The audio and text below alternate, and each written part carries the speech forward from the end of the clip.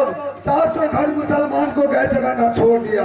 ठीक है, मैं चलता हूँ गाँव, तो देश हिलड़ी मैं बेनीराम जादव से बात करूंगा किस लिए गए जगाना छोड़ दिया। सबसे पहले बेनीराम जादव से मैं पूछूंगा, सवाल का जवाब क्या देता है।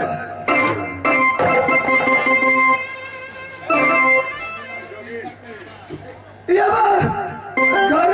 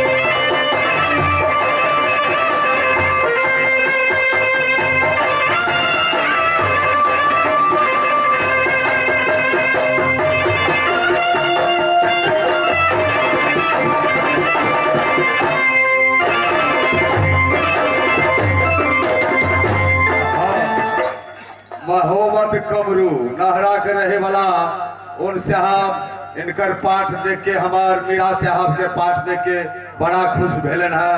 तई उपलक्ष्य में आने साहब 50 रुपया 1 रुपया तो नहीं 51 रुपया तो 51 रुपया कह दी 51 रुपया पुरस्कार दिला है अपना बड़ा ओकरा हमारा पूरा पार्टी के तरफ से बहुत बहुत धन्यवाद है।